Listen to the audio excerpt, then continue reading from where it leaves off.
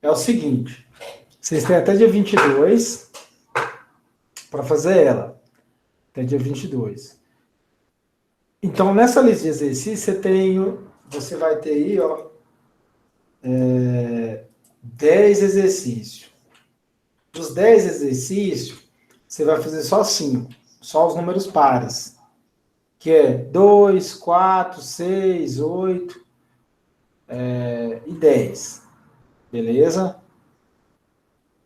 Eu só ver se... Vocês vão fazer só essas aí. Então, beleza.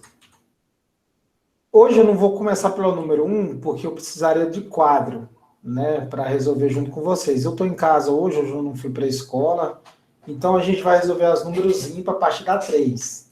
Depois eu faço a número 1 com vocês. O que você vai fazer nessa lista? Você vai resolver ela aqui, né? Essas questões, números pares, que vale 20 pontos cada uma, né? As outras ímpar não vale ponto nenhum. Depois que você resolver, como é que eu faço, professor, para você me avaliar? Você vai fazer o seguinte, vou parar a apresentação aqui e mostrar para vocês aqui. Você vai vir no grupo de vocês, abrir aqui, deixa eu compartilhar a tela aqui de novo com vocês. Onde está o Meet? Beleza. Vocês vão vir aqui, ó. Não tem aqui a lista que eu postei para vocês? Não tem todos esses materiais. Aqui é a lista. Aí, ó. Aqui é a resolução daquele exercício. Aqui está a lista de exercício. E bem aqui, ó. Cadê? Eu não postei ainda não o link. É para ter postado o link, não postei não? Vou postar o link aqui para vocês aqui. Vou jogar o link de vocês aqui para vocês fazerem o preenchimento. Vou mostrar aqui para vocês. Você vai vir. Aqui eu entrei na turma do segundo I, né? Aqui está a lista, ó. Você vai entrar na sua lista de exercício, você vai colocar seu nome, vai escolher sua série aqui, né, que é o HI aqui embaixo, e vai responder. Você vai ver que as números ímpar não é obrigatório, as números pares sim, porque as que vocês vão fazer vale 20 pontos cada uma. Beleza? Eu esqueci de compartilhar o link, eu vou jogar agora lá no grupo para vocês. Então tá aí, ó. Eu vou linkar aqui. Então é isso que vocês vão fazer em mim. Beleza? Para a apresentação.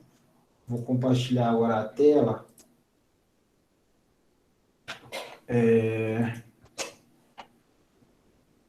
Vou compartilhar a tela com vocês da lista. Então vamos lá. Lembrando aí, né? O que a gente está estudando é calor, temperatura e escalas termométricas. O que é calor? Calor é energia térmica em trânsito, calor é fluxo de energia térmica de uma região para outra. E temperatura é o grau de agitação das partículas, né? Na questão 3, vou abrir ela aqui para vocês, ampliar mais, a gente tem o seguinte, bora lá, na opção 3. Ela fala para mim o seguinte, em nosso cotidiano, utilizamos palavras calor e temperatura de forma diferente de como elas são usadas no meio científico. Questão 3, viu? Na linguagem corrente, calor é identificado como algo quente e temperatura mede a quantidade de calor de um corpo. O que quer dizer o exercício até agora? Ele está falando o seguinte, que a gente usa calor e temperatura para a mesma coisa, equivalente à mesma situação, mas não é. Calor é uma coisa e temperatura é outra. São situações diferentes aí. Então, nessa situação aí, que a gente está analisando, é o seguinte, a gente vai usar calor como algo quente e temperatura como quantidade de calor de um corpo e tentar explicar as alternativas que tem aqui embaixo. Esses significados, né, continuando na questão aí, esses significados, no entanto, não consegue explicar diversas situações que podem ser verificadas na prática. O que quer dizer isso aí? Que às vezes você vive uma certa situação no cotidiano onde você usa esse termo calor e temperatura, mas ali sem a base científica você não consegue explicar, né, realmente o que está acontecendo, né? Do ponto de vista científico, que situação prática mostra a limitação dos conceitos corriqueiros de calor e temperatura. Aí você tem aí. Peraí, professor, tem como você. Deixa eu ver o que o brother falou aqui. Falar um pouco mais perto do microfone, não estou conseguindo escutar direito. Ah, entendi. Será que é o áudio do microfone? E agora, melhorou a altura do microfone? Já falei. Eu aumentei o volume aqui, ó. E agora, Vitória, melhorou? Fala aí, Vitória, se melhorou. O microfone estava um pouco longe. Vitória, Jesus, responde aí, mulher. Pode aumentar um pouco mais. Beleza. Então vamos lá.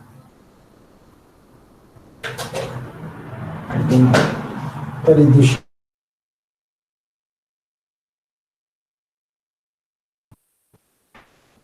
Eu estou escutando.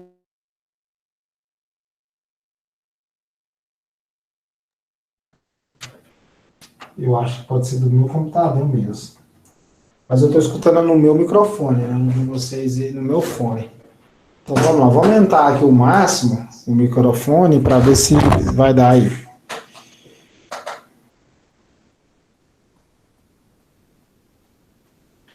Então vamos lá. E agora, melhorou, né? Falei já. Agora tá melhor, beleza.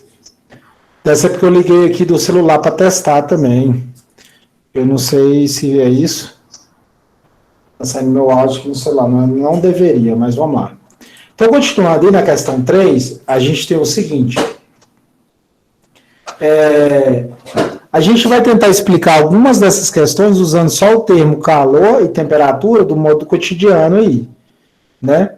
Aí você tem a letra A. A temperatura da água pode ficar constante durante o tempo que estiver fervendo. Cara, vamos pensar comigo aqui. Você acha que no cotidiano, eu só entendendo de calor e temperatura, como calor, algo quente, temperatura, quantidade de calor, eu consigo explicar essa letra A? Porque, vamos pensar comigo, antes da gente ter um conceito de o que é temperatura e calor, a gente vai associar o seguinte, que quando eu estou colocando fogo, vamos falar assim, numa água, né, na água ali, no recipiente para, sei lá, fazer um café, a tendência é ela só aumentar a temperatura. Quanto mais fica no fogo, desculpa, ela vai aumentar a temperatura. Então vamos pensar comigo aqui. Se eu colocar fogo numa água ali no recipiente que está com água e começa a aquecer, ela começa a borbulhar, o que dá para entender é que ela vai continuar aumentando a temperatura. Só que, na verdade, o que acontece é a temperatura, quando ela começa a borbulhar ali, ferver, né? Ela mudando de estado físico de líquido para vapor, ela não aumenta a temperatura. Ela vai manter aquela temperatura constante até toda a água evaporar. Porque, entre aspas, vamos pensar assim, é como se a água no estado líquido chegou no seu limite de temperatura que ela consegue manter aquela água no estado líquido. A partir dali para frente, aqueles 100 graus Celsius, vai só desprender as moléculas da água e ela vai para o estado vapor. Então, se a gente pegar aí o termo calor, algo quente, temperatura, quantidade de calor do corpo, a gente não consegue explicar essa letra A. Porque vamos analisar as outras questões. Letra B. Uma mãe coloca a mão na água da banheira do bebê para verificar a temperatura da água. Se a gente for pensar bem, né, temperatura usando como quantidade de calor de um corpo, claro que calor é um processo, né? Mas quando a mãe faz isso, coloca a mão dentro da água da banheira, a gente já, com essas duas expressões do cotidiano, tanto calor e temperatura, a gente já consegue explicar. Porque realmente o que ela faz é isso, colocar a mão na banheira ali, né? na água da banheira para identificar se aquela água do bebê está quente demais para aquele bebê. Então ela consegue receber aquela caloria, né, da água, aquela energia da água. Então a B, com só esses dois conceitos do cotidiano, eu já consigo explicar essa situação. Letra C. A chama de um fogão pode ser usada para aumentar a temperatura da água da panela. Isso é verdade. Você tem uma panela com água, você vai fazer um miojo e você fornece energia térmica para aquela água. Né? Quando você você liga a chama do fogão, você vai aumentar a temperatura. Então você vai aumentar como? Transferindo energia térmica na forma de calor. Letra D. A água quente que está na caneca é passada para outra caneca a fim de diminuir a sua temperatura. Né? Temperatura, lembrando que a gente está usando como quantidade de calor de um corpo. Então, quando você pega uma água que está quente numa caneca e começa a transferir de uma caneca para outra, né, fazer aquela oscilação, muda de uma caneca para outra, para obter uma diminuição de temperatura ali, né, só com os termos do cotidiano eu já consigo explicar esse conceito aí. Então, letra D também está correta aí. Letra E, um forno pode fornecer calor para uma vasilha de água no seu interior com menor temperatura do que ele, né? Então, quando você coloca lá uma vasilha com água dentro do forno, ele vai receber essa energia do fogão, né, energia térmica, em forma de calor, né, que a gente está usando como temperatura aqui. Então, a gente já consegue explicar. Então, a letra A é a única que não bate. Porque, pensa, você falar para o seu pai ou sua mãe, que não tem um conhecimento, eu estou citando eles porque é a situação minha, né? Falar que quando a água está fervendo, a temperatura dela fica 100 graus Celsius, não aumenta mais. Só com os conhecimentos que eles têm, que calor é algo quente, temperatura é a quantidade de calor de um corpo, né? Você acha que eles vão entender? Eles não conseguem entender. Então a letra A é o único dos termos que a gente não consegue explicar só com as bases do cotidiano. Beleza? Então, número 3, letra A. Aí eu tenho agora a questão 5. Na questão 5 aqui, moçada, interessante, porque ela fala o seguinte: em 1962, um jingle, né, vinheta musical, criado por Hector Carrillo, fez tanto sucesso que extrapolou as fronteiras do rádio e chegou à televisão ilustrado por um desenho animado, né? Vou aumentar um pouquinho aqui. Isso. Então, vamos lá. Então, vamos lá. Nele, uma pessoa respondia um fantasma que batia em sua porta, personificado frio. Né? Então, assim, o frio foi representado como um desenho animado, né? Que não o deixaria entrar, pois não abriria a porta e compraria lãs e cobertores para aquecer sua casa. Então, qual que é a ideia até agora? O frio bateu na porta da pessoa e a pessoa falou que não ia abrir essa porta, né, e que ia comprar lã e cobertor para aquecer a sua casa. Olha a ideia do cara. Até então, quando a gente não estuda temperatura e calor, isso está correto, né? Quando a gente não estuda e não entende. Mas agora a gente, sabendo o que é calor, sabendo o que é temperatura, isso não bate. Né? Aí, continuando a questão, né? Apesar de memorável, tal comercial televisivo continha incorreções a respeito dos conceitos físicos relativos à calorimetria, que é o que a gente está estudando. Para solucionar as incorreções, deve-se associar a porta e aos cobertores, respectivamente, as funções de. Então, a ideia é o seguinte, a gente trocar esses conceitos aí, onde fala da porta e dos cobertores.